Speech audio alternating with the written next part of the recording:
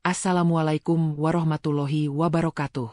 Selamat datang kembali di channel YouTube Dunia Beda, tempat di mana takdir bisa berbalik dalam sekejap mata. Bayangkan, sebuah surga kecil yang kau bangun dengan cinta dan kesetiaan, tiba-tiba hancur lebur dalam satu malam. Seorang suami yang setia, dipaksa oleh utang warisan yang membelenggu, untuk meninggalkan istri dan anak yang ia puja sepenuh jiwa. Ia dihadapkan pada sebuah pilihan yang mustahil, menikahi janda rentenir yang dingin dan berkuasa, sebagai satu-satunya tebusan untuk menyelamatkan keluarganya dari kehancuran.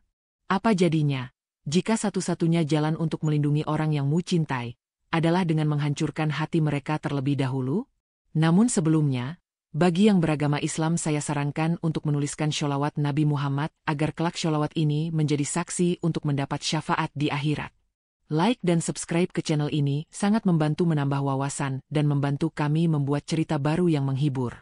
Senja di kota Kediri menebarkan warna jingga lembut di langit, menyelinap melalui jendela rumah sederhana di salah satu sudut kecamatan Mojoroto.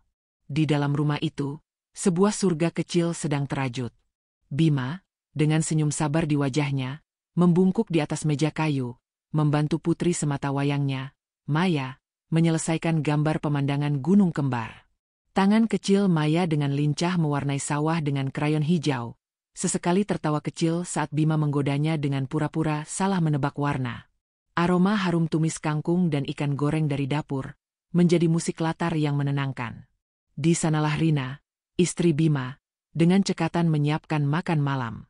Ia menoleh ke ruang tengah, hatinya menghangat melihat interaksi suami dan anaknya.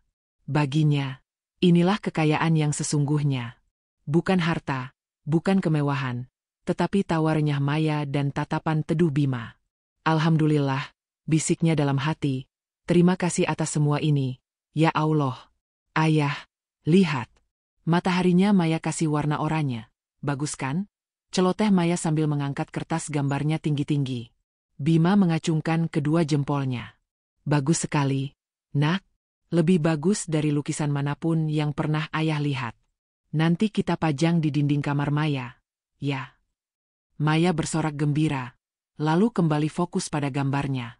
Bima melirik ke arah dapur, matanya bertemu dengan mata Rina. Mereka saling melempar senyum, sebuah komunikasi tanpa kata yang penuh dengan cinta dan rasa syukur. Kehidupan mereka memang sederhana. Bima hanyalah seorang arsitek junior di sebuah firma kecil. Sementara Rina membantu menambah penghasilan dengan usaha catering rumahan yang pelanggannya baru sebatas tetangga dan teman-teman arisan. Rumah yang mereka tinggali ini pun merupakan peninggalan orang tua Rina, sebuah berkah yang selalu mereka syukuri. Cukup. Bagi mereka semua ini lebih dari cukup. Namun, ketenangan surga kecil itu tiba-tiba terkoyak. Suara deru sepeda motor yang berhenti tepat di depan gerbang rumah mereka terdengar begitu kasar dan tidak sopan.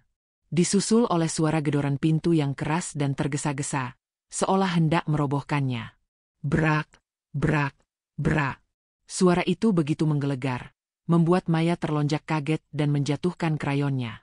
Bima dan Rina saling berpandangan, cemas.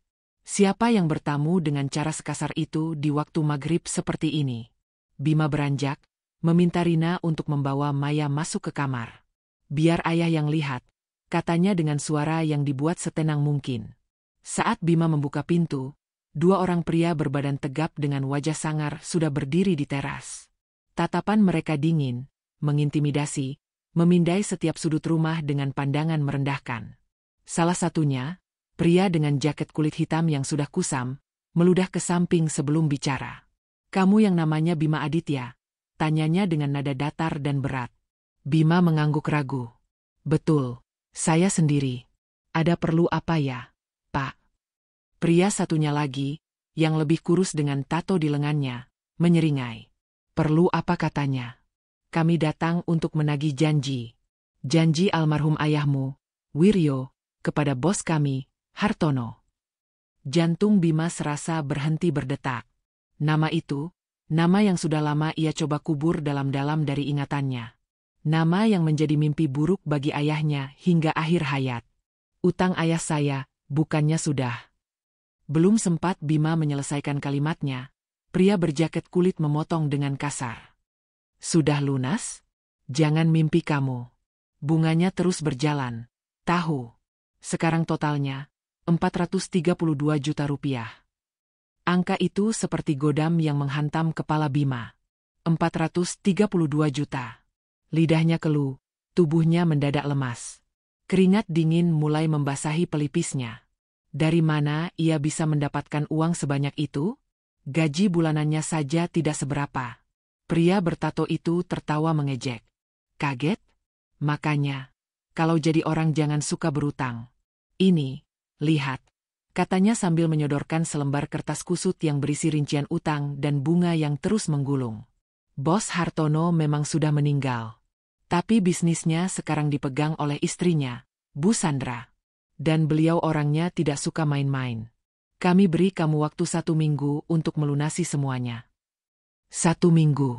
Bima merasa dunianya runtuh. Pak, tolong beri kami waktu lebih lama. Uang sebanyak itu. Lirihnya, suaranya bergetar menahan putus asa. Pria berjaket kulit itu mendekatkan wajahnya. Waktu adalah uang. Tidak ada waktu tambahan. 1 minggu. Kalau tidak bisa bayar, rumah ini, beserta seluruh isinya, akan kami sita sebagai jaminan. Paham kamu? Desisnya penuh ancaman. Setelah melemparkan peringatan terakhir itu, kedua pria itu pun pergi, meninggalkan Bima yang berdiri mematung di ambang pintu. Langit jingga yang tadi terasa hangat, kini tampak pucat dan mengancam. Suara tawa Maya dari dalam kamar terdengar seperti gema dari dunia lain. Dunia yang sebentar lagi akan direnggut darinya. Ia menutup pintu dengan pelan, tubuhnya bersandar lemas di baliknya. Rina keluar dari kamar dengan wajah pucat pasi. Ia mendengar semuanya. Mas, apa yang terjadi? Siapa mereka? Tanyanya dengan suara bergetar. Bima tidak sanggup menatap mata istrinya. Ia hanya bisa menunduk, merasakan beban yang begitu berat menghancurkan pundaknya. Surga kecil mereka, kini berada di ambang neraka. Malam itu, jam dinding di ruang tengah terasa berdetak 1000 kali lebih kencang. Setiap detiknya seperti palu godam yang menghantam keheningan. Bima dan Rina duduk di tepi ranjang. Tidak ada yang bicara, namun pikiran mereka sama-sama berteriak. Surga kecil mereka telah dimasuki ular berbisa, dan bisanya kini mulai menjalar, melumpuhkan setiap sendi harapan. Maya sudah tertidur pulas di kamarnya, tidak menyadari badai yang akan menerjang rumah mungil mereka. Rina akhirnya meraih tangan Bima yang terasa dingin dan gemetar. Mas, panggilnya lirih. Apapun yang terjadi, kita hadapi bersama. Aku ada di sini. Maya ada di sini. Kita masih punya satu sama lain. Air mata menggenang di pelupuk mata Rina, namun ia menahannya sekuat tenaga. Ia harus menjadi tiang penyangga saat suaminya terasa akan runtuh.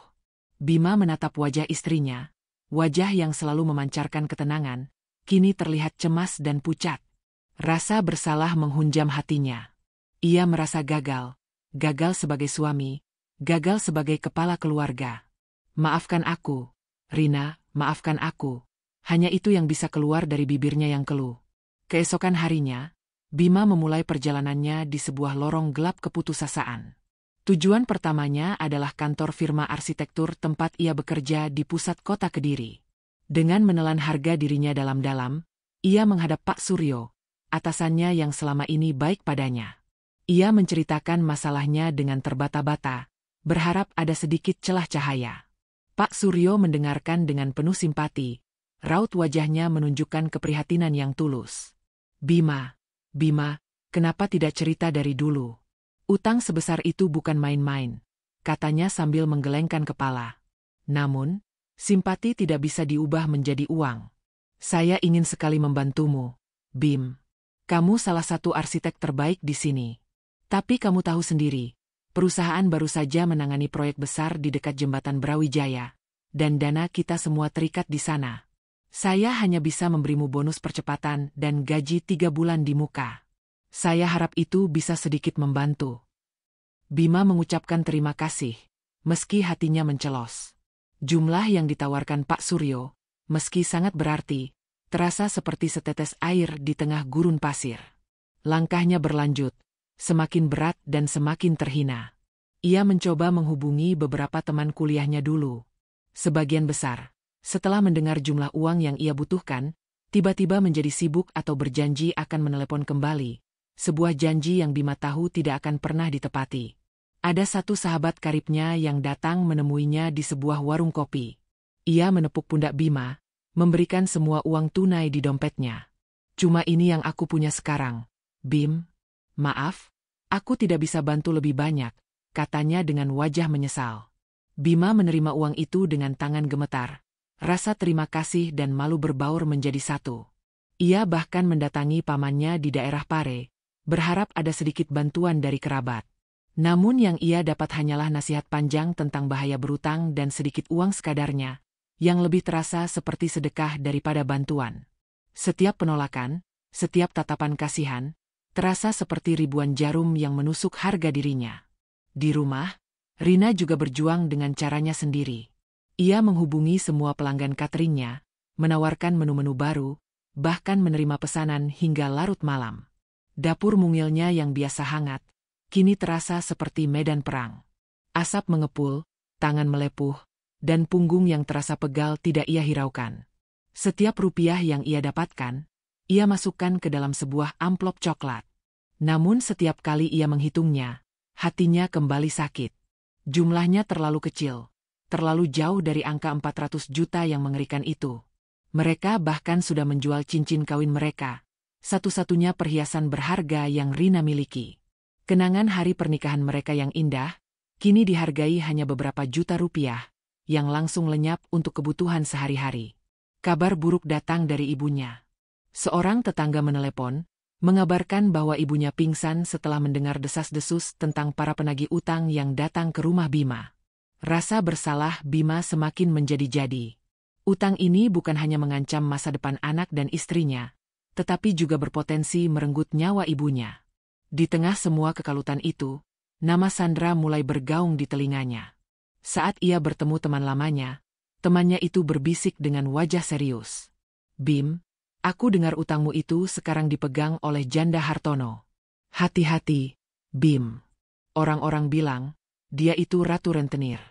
Kalau Hartono itu serigala, istrinya ini adalah serigala betina yang licik. Dia dingin, tidak punya hati, dan perhitungannya lebih kejam dari almarhum suaminya. Peringatan itu membuat bulu kuduk Bima berdiri. Sosok Sandra terbentuk di benaknya, bukan lagi sekadar seorang janda, melainkan monster tak berwajah yang memegang nasib keluarganya di ujung jari. 7 hari berlalu secepat kilat. Amplop coklat di atas meja hanya berisi beberapa lembar uang yang tampak menyedihkan. Pagi itu, sebuah surat peringatan terakhir diselipkan dari bawah pintu. Surat penyitaan. Lusa, rumah mereka akan dieksekusi. Habis sudah. Semua jalan terasa buntu, semua pintu telah tertutup. Bima duduk sendirian di ruang tengah yang remang-remang, menatap surat di tangannya. Suara Rina yang sedang mengajari Maya mengaji di kamar terdengar sayup-sayup, sebuah melodi indah dari dunia yang akan segera hilang. Keputusasaan telah mencapai puncaknya, dan di titik terendah itulah, sebuah tekad gila yang dingin mulai terbentuk.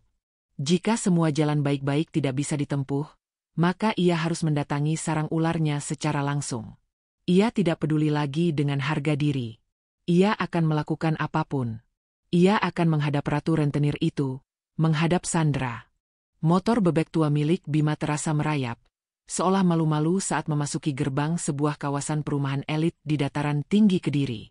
Di sini, udara terasa lebih sejuk, dan jalanan aspalnya mulus tanpa celah. Rumah-rumah di kanan dan kiri menjulang seperti istana modern, dikelilingi pagar tinggi dan taman-taman yang terawat sempurna. Sangat kontras dengan ganggang sempit di lingkungannya. Bima merasa seperti seorang penyusup yang memasuki dunia lain. Setiap putaran roda motornya terasa seperti sebuah langkah menuju tiang gantungan. Ia berhenti di depan sebuah rumah yang paling besar dan paling mencolok. Desainnya minimalis, didominasi warna putih dan abu-abu, dengan dinding kaca yang sangat besar. Namun entah kenapa terasa dingin dan tidak ramah. Inilah sarang serigala itu. Rumah almarhum Hartono, yang kini menjadi istana sang ratu, Sandra. Seorang satpam berwajah kaku menghampirinya, menatapnya dari atas sampai bawah dengan pandangan curiga. "Mau cari siapa?" tanya satpam itu, nadanya jelas tidak bersahabat. Bima menelan ludah, mencoba membasahi tenggorokannya yang kering. Saya Bima Aditya. Saya ada janji, maksud saya ingin bertemu dengan Ibu Sandra. Satpam itu mengangkat gagang interkom, berbicara dengan suara pelan, lalu menatap Bima lagi. Tunggu di pos. Ibu sedang sibuk. Bima pun menunggu di pos satpam yang panas, diasingkan dari kemegahan rumah itu. 15 menit terasa seperti 1 jam. Ia hanya bisa menatap gerbang besi yang menjulang di depannya, merasa semakin kecil dan tidak berarti. Akhirnya, seorang asisten rumah tangga membukakan gerbang untuknya, dan mempersilakannya masuk, namun hanya sampai di teras. Bima disuruh menunggu lagi di sebuah kursi rotan yang dingin. Dari tempatnya duduk, ia bisa melihat ke dalam melalui dinding kaca. Ruang tamunya sangat luas, dihiasi perabotan mahal yang tampak jarang disentuh. Ada sebuah lukisan abstrak besar yang warnanya kelam, seolah menggambarkan kekacauan. Semuanya tertata sempurna, bersih, tetapi hampa, tanpa jiwa, seperti sebuah museum. Akhirnya, sesosok wanita turun dari tangga spiral di dalam rumah. Itulah Sandra. Penampilannya jauh dari bayangan Bima tentang seorang janda rentenir yang sangar. Ia cantik, anggun, dan sangat terawat. Rambutnya disanggul modern, dan ia mengenakan gaun rumah sederhana namun berpotongan mahal yang menonjolkan postur tubuhnya yang ideal. Wajahnya mulus tanpa celah, namun tatapan matanya tajam dan dingin, seperti permukaan danau beku di musim dingin. Ia berjalan mendekati pintu kaca, namun tidak membukanya. Ia hanya menatap Bima dari dalam, seolah Bima adalah spesimen di dalam sebuah laboratorium. Akhirnya, ia bicara. Suaranya terdengar jernih melalui pengeras suara kecil di sudut teras. Bima Aditya. Saya tahu kenapa Anda di sini. Jawaban saya tetap sama. Tidak ada perpanjangan waktu. Suaranya tenang, terkontrol, dan tanpa emosi. Hati Bima mencelos. Diperlakukan seperti ini, direndahkan sedemikian rupa, harga dirinya seakan terkikis habis. Tapi ia teringat wajah ibunya yang sakit, dan tangis Rina yang tertahan. Ia harus mencoba. Ibu Sandra, saya mohon. Bima bangkit dari kursinya, mendekati pintu kaca itu. Saya tidak meminta utangnya dihapus. Saya hanya minta keringanan. Beri saya waktu. Saya akan bekerja sekeras mungkin. Saya akan mencicilnya seumur hidup saya jika perlu. Jangan ambil rumah itu. Itu satu-satunya harta peninggalan mertua saya untuk istri saya. Saya mohon, Bu. Bima memohon dengan suara bergetar, menahan sekuat tenaga agar tidak menangis di depan wanita itu. Sandra hanya menatapnya. Ekspresinya tidak berubah sedikitpun. Ia seolah mendengarkan dongeng yang membosankan. Setelah Bima selesai bicara, keheningan menyelimuti. Sandra berjalan pelan ke sebuah sofa, lalu duduk dengan anggun. Permohonan Anda ditolak, katanya dengan nada final. Bisnis adalah bisnis. Sentimen tidak menghasilkan uang. Bima merasa kakinya lemas. Habislah sudah. Ini adalah akhir dari segalanya. Ia berbalik, hendak melangkah pergi dengan kekalahan mutlak. Tunggu. Suara Sandra kembali terdengar, menghentikan langkahnya. Bima berbalik. Sandra kini berdiri, menatapnya dengan intensitas yang berbeda. Seolah baru sekarang ia benar-benar melihat Bima sebagai seorang manusia. Saya bisa menghapus semua utang itu, katanya pelan. Lunas. 432 juta itu, anggap saja tidak pernah ada. Harapan yang tadinya padam, tiba-tiba menyala kembali di hati Bima. Ia menatap Sandra dengan tidak percaya. Benarkah, Bu? Apa yang harus saya lakukan? Saya akan melakukan apa saja. Sandra tersenyum tipis, sebuah senyuman pertama yang dilihat Bima, namun senyuman itu tidak mencapai matanya. Senyuman itu terasa lebih dingin dari tatapannya. Apa saja? Ulang Sandra, seolah menguji kesungguhan Bima. Ia berjalan mendekati pintu kaca. Kini jarak mereka hanya terpisahkan oleh ketebalan kaca. Syaratnya sangat pribadi, Pak Bima, bisiknya. Saya akan melunasi semua utang keluarga Anda. Saya akan menjamin biaya pengobatan ibu Anda sampai sembuh. Saya bahkan akan memberikan modal untuk usaha istri Anda. Jantung Bima berdebar kencang. antara harapan dan ketakutan. Tawaran ini terlalu indah untuk menjadi kenyataan. Syaratnya, lanjut Sandra, matanya menatap lurus ke dalam mata Bima, ceraikan istrimu. Dan nikahi saya. Dunia Bima seakan berhenti berputar. Suara jangkrik di taman terdengar memekakkan telinga. Ia pasti salah dengar. Apa kata ibu? Ibu pasti bercanda. Sandra tertawa kecil, tawa tanpa kegembiraan. Saya tidak pernah bercanda jika menyangkut hal serius. Anggap saja ini sebuah kesepakatan bisnis. Saya lelah sendirian. Saya butuh seorang suami, seorang partner yang bisa mendampingi saya dan membantu mengelola semua ini. Seseorang yang terlihat baik dan bertanggung jawab, sepertimu. Anda, di sisi lain, butuh jalan keluar dari masalah Anda. Bima mundur selangkah, menggelengkan kepalanya dengan ngeri. Tidak. Ibu sudah gila. Saya tidak akan pernah meninggalkan istri dan anak saya. Pilihan yang mulia, sahut Sandra, sama sekali tidak terpengaruh oleh ledakan emosi Bima. Kalau begitu, silakan pergi. Dan bersiaplah melihat rumah istri Anda diratakan dengan tanah lusa pagi. Pikirkan baik-baik, Bima Aditya. Pilihan ada di tangan Anda. Sandra membalikkan badan, berjalan kembali ke dalam rumahnya yang megah dan dingin, meninggalkan Bima yang berdiri gemetar di teras. Selamatkan cinta sucimu itu, dan biarkan semua orang yang bergantung padamu ikut hancur. Atau, korbankan cintamu itu, dan selamatkan mereka semua. Kalimat terakhir itu bergema di kepala Bima saat ia berjalan gontai meninggalkan rumah itu. Ia menyalakan motornya, namun ia tidak tahu harus pergi kemana. Jalanan di depannya tampak kabur, tertutup oleh air mata amarah, penghinaan, dan keputusasaan yang tak tertanggungkan. Bima tidak ingat bagaimana ia bisa sampai kembali ke rumahnya di Mojoroto. Perjalanan pulang dari istana megah Sandra terasa seperti mimpi buruk yang kabur. Pikirannya kosong, namun hatinya penuh sesak oleh gumpalan amarah, penghinaan, dan ketakutan. Ia memarkir motornya dengan tangan yang masih gemetar, dan masuk ke dalam rumah seperti pencuri. Di dalam, ia menemukan Rina sedang tertidur di sofa dengan televisi yang masih menyala, jelas menunggunya dengan cemas. Di sampingnya, di atas meja, segelas teh hangat dan sepiring pisang goreng telah mendingin, menjadi saksi bisu penantiannya. Bima mematikan televisi, lalu mengangkat tubuh istrinya yang ramping itu dengan hati-hati. Ia membaringkannya di ranjang, menyelimutinya, dan menatap wajah lelah itu untuk waktu yang lama. Wajah yang selalu menjadi sumber kekuatannya, kini terlihat begitu rapuh. Bagaimana mungkin ia bisa mengkhianati wajah ini? Bagaimana mungkin ia bisa menghapus senyum tulus itu dan menggantinya dengan air mata? Bima tidak bisa tidur. Ia duduk di kursi meja makan yang gelap, ditemani sisa teh dingin buatan Rina. Pikirannya menjadi medan pertempuran yang brutal. Di satu sisi, ia melihat bayangan Rina dan Maya, tertawa bahagia di taman dekat alun-alun Kediri. Ia teringat janji yang ia ucapkan saat akad nikah, untuk selalu menjaga Rina dalam suka dan duka, dalam sehat dan sakit. Meninggalkan Rina adalah sama saja dengan mencabut jiwanya sendiri.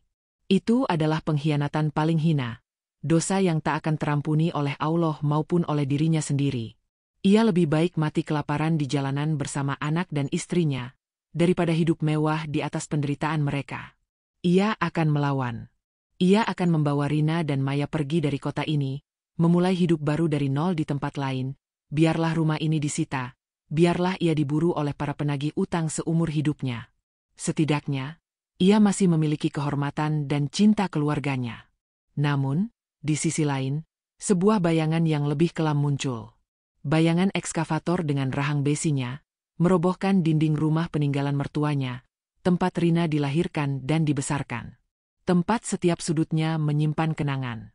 Lalu muncul bayangan ibunya, terbaring lemah di ranjang rumah sakit di Pare, terbatuk-batuk sambil memanggil namanya. Napasnya tersengal karena stres memikirkan nasib putranya.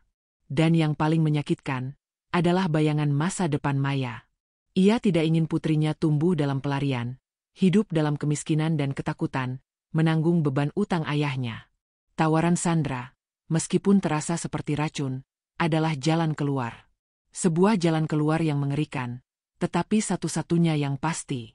Bima mulai merasionalisasi pengorbanan itu dalam benaknya. Ini bukan untukku, bisiknya pada diri sendiri. Aku akan menelan racun ini, agar mereka bisa mendapatkan penawarnya. Aku akan masuk ke dalam sangkar emas itu, menanggung penderitaan dan kehampaan setiap hari, agar Rina dan Maya bisa hidup tenang, agar ibuku bisa sembuh. Ini adalah pengorbanan seorang pria, seorang kepala keluarga. Logika bengkok itu mulai terdengar masuk akal di telinga seorang pria yang sedang putus asa. Tepat pukul 2 dini hari, saat pertarungan batin itu mencapai puncaknya, telepon genggamnya berdering nyaring, memecah keheningan malam. Nomor dari pamannya di Pare. Jantung Bima berdebar kencang saat mengangkatnya. Suara di seberang telepon terdengar panik. Bima, cepat ke sini. Ibumu. Ibumu kondisinya menurun drastis. Tadi serangan jantung lagi. Dokter bilang stresnya sudah terlalu parah. Dia butuh penanganan intensif di rumah sakit yang lebih besar di Surabaya. Dia terus memanggil namamu, Bim. Telepon itu seperti paku terakhir yang menancap di peti mati harapannya.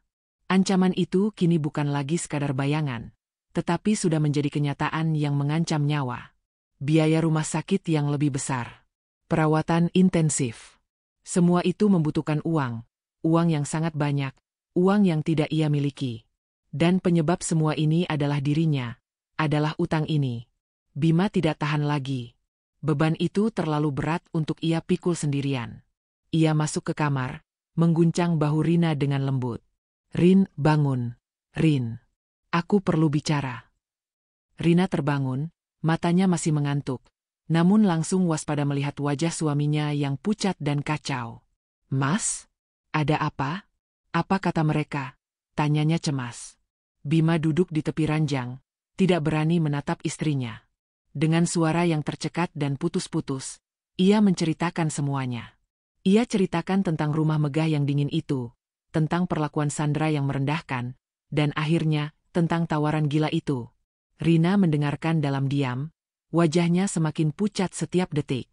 Saat Bima selesai bicara, keheningan yang mengerikan memenuhi ruangan. Rina menatap suaminya dengan tatapan tidak percaya. Lalu, Mas menerima tawaran itu? Tanyanya dengan suara bergetar. Sebuah pertanyaan yang lebih terdengar seperti tuduhan. Pertanyaan itu menyulut emosi Bima yang tertahan. Aku belum memutuskan. Tapi apalagi jalan kita? Rin? Apalagi? Serunya tertahan, takut membangunkan Maya. Barusan paman telepon. Ibu kritis. Dokter bilang harus dibawa ke Surabaya.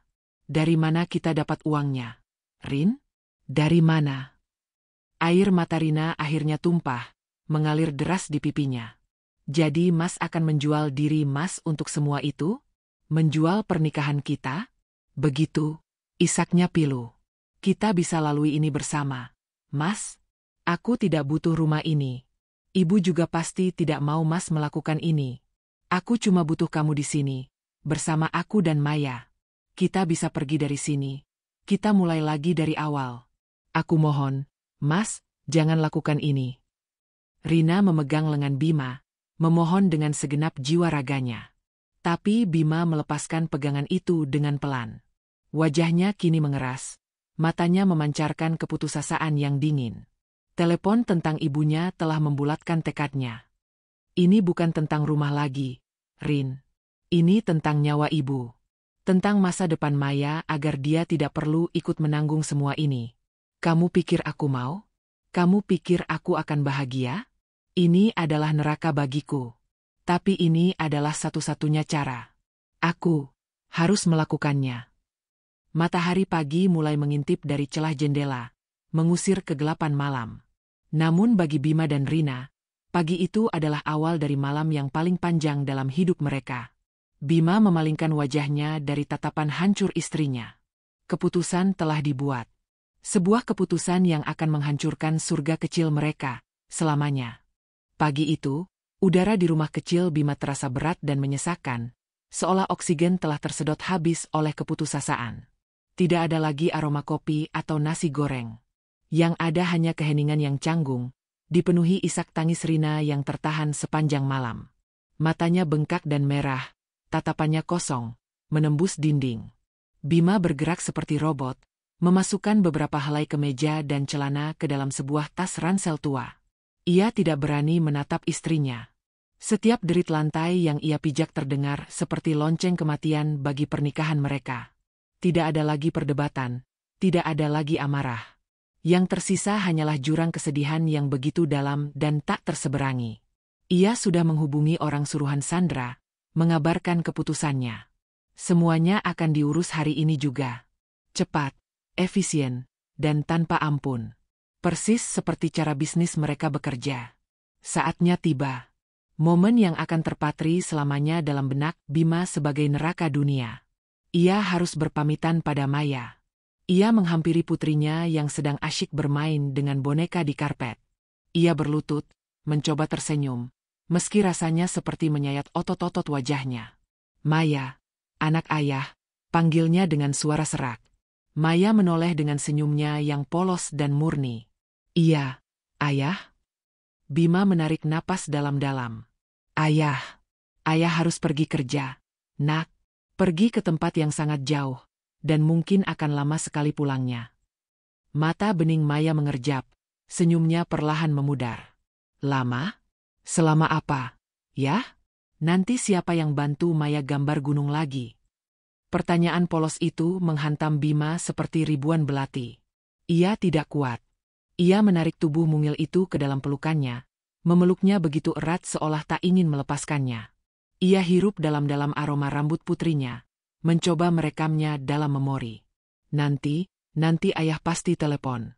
Maya jadi anak baik ya sama ibu, jangan nakal, rajin belajar, bisiknya di telinga Maya. Suaranya pecah oleh tangis yang tak bisa lagi ia bendung. Setelah melepaskan pelukannya, Bima bangkit dan menghampiri Rina yang berdiri mematung di dekat pintu, wajahnya seperti topeng porselen yang retak. Bima mengeluarkan sebuah kartu ATM dari dompetnya dan menyodorkannya pada Rina. Uangnya sudah ditransfer. Cukup untuk melunasi semuanya, untuk biaya rumah sakit ibu di Surabaya, dan untuk kalian, katanya kaku. Kata-kata itu, yang seharusnya menjadi tujuan dari pengorbanan ini, kini terdengar seperti sebuah penghinaan terbesar. Ia mengganti kehadirannya dengan selembar plastik. Rina tidak menerima kartu itu. Tangannya terkulai lemas di sisi tubuhnya.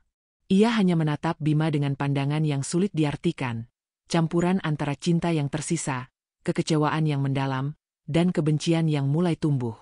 Pergilah, Mas. Hanya itu yang ia katakan, suaranya datar dan tanpa nyawa. Pergilah.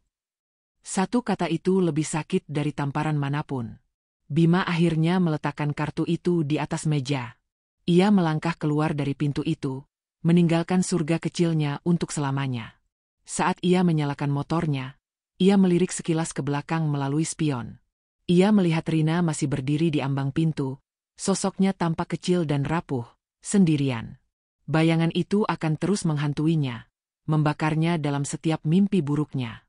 Perjalanannya tidak jauh. Hanya menuju kantor urusan agama di pusat kota. Di sana, Sandra sudah menunggu. Ia tampak sempurna dalam balutan kebaya modern berwarna krem yang mewah. Di sampingnya berdiri seorang pria berjas yang sepertinya adalah pengacaranya. Tidak ada keluarga, tidak ada teman, tidak ada senyum. Bima, yang sudah berganti pakaian dengan kemeja batik baru yang terasa asing di tubuhnya, merasa seperti terdakwa yang akan divonis mati. Prosesi itu berjalan dengan cepat dan dingin. Setelah perceraian kilatnya diurus secara tidak wajar melalui koneksi Sandra, kini ia duduk di depan penghulu, di samping wanita yang telah membeli hidupnya. Saat penghulu menjabat tangannya, Bima merasa tangannya sedingin es. Saya terima nikahnya dan kawinnya, Sandra Larasati binti almarhum Haryono, dengan mas kawin tersebut, dibayar tunai. Suara Bima terdengar hampa, seperti gema dari sumur kosong. Kata-kata sakral itu terasa seperti kutukan. Sah. Kata itu diucapkan, dan palu tak terlihat telah dijatuhkan. Ia kini adalah suami Sandra. Ia adalah milik Sandra. Setelah menandatangani buku nikah, Sandra menatapnya. Ayo pulang, katanya singkat. Bukan, ayo pulang ke rumah kita, tapi hanya, ayo pulang. Bima hanya mengangguk pasrah. Ia mengikuti wanita itu masuk ke dalam sebuah mobil sedan mewah berwarna hitam yang sudah menunggu. Motor bebek tuanya ditinggalkan begitu saja di parkiran kawah, seperti masa lalunya yang telah ia campakkan. Perjalanan menuju istana Sandra terasa sunyi. Tidak ada percakapan. Bima hanya menatap keluar jendela, melihat jalanan kota Kediri yang ramai, namun hatinya terasa sepi. Sesampainya di rumah megah itu, para asisten rumah tangga menyambut mereka dengan menunduk hormat. "Selamat datang di rumah barumu, Bima," kata Sandra dengan nada datar saat mereka masuk. Ia lalu menunjuk ke sebuah kamar tamu mewah di lantai bawah. "Itu kamarmu. Bereskan barang-barangmu. Nanti malam kita ada acara makan malam dengan relasi bisnis. Kamu harus mendampingi saya. Anggap saja ini perkenalanmu pada dunia yang baru." Sandra kemudian meninggalkannya sendirian, naik ke kamarnya sendiri di lantai atas. Peraturan tak terucap itu sangat jelas. Pernikahan ini hanyalah status di atas kertas. Bima melangkah masuk ke kamar yang ditunjuk. Kamar itu lebih besar dari seluruh ruang tamu di rumah lamanya. Ada ranjang ukuran raja, televisi layar datar raksasa, dan kamar mandi pribadi dengan bathtub.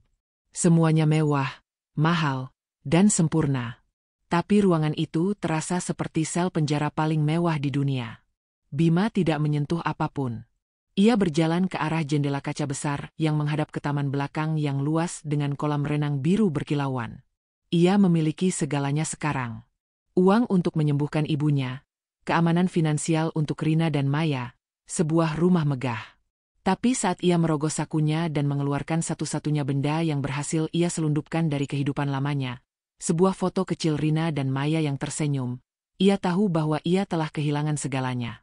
Ia adalah orang paling miskin di dunia, yang terkurung di dalam sangkar emasnya sendiri. 3 bulan berlalu. Bagi Bima, waktu terasa berjalan dengan cara yang aneh. Di satu sisi, setiap hari terasa sama, sebuah pengulangan dari rutinitas yang hampa dan dingin, membuatnya terasa seperti bertahun-tahun telah lewat. Di sisi lain, semua terjadi begitu cepat, seolah ia terlempar ke dalam pusaran air yang deras. Ia kini adalah Bima yang baru. Bima yang mengenakan setelan jas mahal yang dijahit khusus, bukan lagi kemeja flanel lusuh. Bima yang mengendarai sedan Eropa mengkilap, bukan lagi motor bebek tua. Bima yang mendampingi Sandra dalam jamuan makan malam mewah di hotel-hotel bintang 5 di Surabaya, berdiskusi tentang investasi properti dan saham dengan para pengusaha kaya. Ia telah belajar memakai topeng emasnya dengan baik. Ia tersenyum saat harus tersenyum, mengangguk saat harus setuju, dan berbicara dengan percaya diri tentang hal-hal yang sebenarnya tidak ia pedulikan. Ia adalah suami dari Sandra Larasati, seorang pengusaha sukses. Itulah peran yang harus ia mainkan. Namun, saat malam tiba dan pintu kamar tidurnya yang megah tertutup, topeng itu ia lepaskan. Di sanalah Bima yang asli muncul kembali. Seorang pria yang hancur, yang sering terbangun di tengah malam karena mimpi buruk melihat Rina berdiri di ambang pintu dengan tatapan kosong. Hubungannya dengan Sandra tetap sedingin es. Mereka adalah partner kerja yang kebetulan berbagi atap. Mereka sarapan bersama sambil membahas jadwal hari itu, dan makan malam bersama sambil mengevaluasi laporan bisnis. Tidak ada percakapan pribadi, tidak ada tawa, tidak ada kehangatan. Rumah besar itu selalu sunyi. Sesekali, Bima mencuri waktu untuk menelepon seorang tetangga lamanya di Mojoroto, berpura-pura menanyakan kabar lingkungan, padahal hatinya hanya ingin mendengar satu nama disebut. Dari sanalah ia tahu, Rina tidak terpuruk. Alhamdulillah, ibunya sudah dioperasi di Surabaya dan kondisinya berangsur pulih. Dan Rina menolak menggunakan uang pemberiannya untuk dirinya sendiri. Ia justru bekerja lebih keras dari sebelumnya. Di dunianya yang terpisah, Rina memang telah menemukan kekuatan yang tidak ia duga ia miliki. Setelah berminggu-minggu menenggelamkan diri dalam kesedihan, tatapan mata Maya suatu pagi menyadarkannya. Ia tidak bisa hancur. Ia tidak boleh hancur. Anaknya membutuhkannya. Dengan sisa-sisa semangat yang ada, ia mengubah dapurnya menjadi medan juang. Ia menamai usahanya, Dapur Bunda Rina. Ia memasak dengan segenap cinta dan doa. Berita dari mulut ke mulut menyebar cepat. Masakannya yang lezat, porsinya yang tidak pelit, dan harganya yang jujur, membuatnya disukai banyak orang. Pesanan mulai berdatangan bukan hanya dari tetangga, tapi juga dari kantor-kantor kecil di sekitar Kediri. Puncaknya, ia berhasil mendapatkan kontrak untuk menyuplai makan siang bagi para pekerja di sebuah pabrik gula di wilayah Kertosono. Rina kini adalah seorang pejuang. Ia jarang menangis lagi, setidaknya tidak di depan Maya. Lukanya masih ada, dalam dan menganga. Namun ia menutupinya dengan kesibukan dan tekad untuk mandiri. Sementara itu, Bima mulai diberi kepercayaan lebih oleh Sandra untuk mengurus beberapa aset lama peninggalan Hartono. Suatu sore yang lengang, Sandra memintanya untuk merapikan arsip-arsip tua di ruang kerja almarhum suaminya, sebuah ruangan yang jarang dimasuki siapapun. Ruangan itu terasa pengap, dipenuhi aroma kertas tua dan tembakau. Saat sedang memilah-milah tumpukan dokumen properti yang berdebu, tangannya tanpa sengaja menyenggol sebuah panel kayu di belakang rak buku besar. Panel itu sedikit bergeser, memperlihatkan sebuah rongga gelap di baliknya. Didorong oleh rasa penasaran, Bima membukanya. Di dalam sana, tersembunyi sebuah brankas kecil yang sudah berkarat. Setelah beberapa kali mencoba kombinasi angka dari tanggal-tanggal penting yang ia tahu, brankas itu akhirnya terbuka dengan bunyi klik yang memuaskan. Hatinya berdebar. Ia mengharapkan menemukan tumpukan uang atau perhiasan. Namun isinya jauh lebih mengejutkan. Di dalamnya hanya ada beberapa buku harian bersampul kulit hitam yang sudah usang. Itu adalah buku harian Hartono. Malam itu, setelah memastikan Sandra sudah tidur, Bima membawa salah satu buku harian itu ke kamarnya. Dengan tangan gemetar, ia mulai membacanya. Tulisan tangan Hartono kasar dan penuh tekanan. Isinya mengerikan. Bukan hanya catatan transaksional tentang utang piutang, tetapi juga luapan emosi seorang pria yang paranoid, kejam, dan sangat posesif. Bima membaca bagaimana Hartono dengan sengaja menghancurkan bisnis keluarga Sandra agar wanita itu bergantung penuh padanya sebelum mereka menikah. Ia membaca bagaimana Hartono memutus hubungan Sandra dengan semua teman lamanya, mengancam siapa saja yang mencoba mendekati istrinya. Sandra, di dalam tulisan suaminya, digambarkan bukan sebagai partner, melainkan sebagai properti paling berharga yang harus dikurung dan diawasi. Semakin dalam Bima membaca, semakin ia merasa mual. Lalu ia sampai pada sebuah halaman yang membuatnya terpaku. Sebuah entry tertanggal 5 tahun yang lalu. Hartono menulis dengan amarah yang meluap-luap tentang bagaimana Sandra mencoba kabur darinya, dan sebagai hukuman, Hartono menyabotase usaha kecil milik satu-satunya adik kandung Sandra hingga bangkrut total, dan mengancam akan melakukan hal yang lebih buruk jika Sandra mencoba pergi lagi. Hartono menulis, "Dia milikku. Burung kenari emas ini akan terus bernyanyi di dalam sangkarnya, entah dia suka atau tidak." Bima menutup buku harian itu, napasnya tersengal. Tiba-tiba, citra Sandra sebagai ratu rentenir yang dingin dan tak punya hati mulai retak. Ia melihat bayangan lain. Bayangan seorang wanita muda yang terperangkap, yang sayapnya telah dipatahkan jauh sebelum Bima datang. Ia menatap ke arah pintu kamarnya, lalu ke arah kamar Sandra di lantai atas. Apakah wanita itu adalah sipir penjaranya? Ataukah ia adalah sesama narapidana, yang telah mendekam di dalam sangkar emas ini jauh lebih lama darinya? Pertanyaan itu berputar-putar di kepalanya, mengubah segalanya. Informasi yang ia pegang di tangannya ini bisa menjadi senjata, atau mungkin sebuah kunci. Kabar itu datang seperti sambaran petir di siang bolong. Melalui telepon dari Rina yang terdengar panik dan penuh isak tangis, Bima mengetahui bahwa Maya pingsan di sekolah. Dokter di rumah sakit Kediri mendiagnosis adanya kelainan jantung bawaan yang selama ini tidak terdeteksi, dan kini kondisinya kritis. Maya harus segera menjalani operasi jantung di Surabaya, sebuah prosedur yang sangat rumit dan memakan biaya yang luar biasa besar. Bahkan kesuksesan dapur Bunda Rina pun tidak akan sanggup menutupinya dalam waktu singkat. Dunia Bima runtuh untuk kedua kalinya. Kali ini, bukan karena utang, tetapi karena sesuatu yang jauh lebih berharga, nyawa putrinya. Semua kemewahan di sekelilingnya terasa seperti tumpukan sampah tak berarti. Untuk apa semua ini, jika ia tidak bisa menyelamatkan anaknya? Malam itu, dengan hati yang bertekad baja, Bima tidak lagi mengetuk pintu kamar Sandra. Ia langsung masuk. Sandra, yang sedang membaca buku di ranjangnya, terlonjak kaget dan marah. "Apa yang kamu lakukan?" Tidak sopan sekali. Tapi amarahnya surut saat melihat wajah Bima yang pucat pasi dan matanya yang memerah. Anakku sekarat, kata Bima, suaranya parau menahan getar. Dia butuh operasi jantung, Sandra. Dia butuh uang, sangat banyak, sekarang juga. Sandra menghela napas, raut wajahnya kembali menjadi dingin dan terkontrol, seolah sedang menghadapi masalah bisnis. Aku akan urus transfernya. Sebutkan saja jumlahnya. Kalimat itu, yang diucapkan dengan nada transaksional, menyulut sesuatu dalam diri Bima. Ini bukan tentang uang lagi, seru Bima, suaranya menggema di ruangan yang sunyi itu. Ia melangkah maju, lalu meletakkan salah satu buku harian Hartono di atas selimut sutra Sandra. Aku tahu semuanya, San. Aku tahu apa yang Hartono lakukan padamu, pada keluargamu, pada adikmu. Aku tahu kamu adalah burung kenari di dalam sangkar ini jauh sebelum aku datang.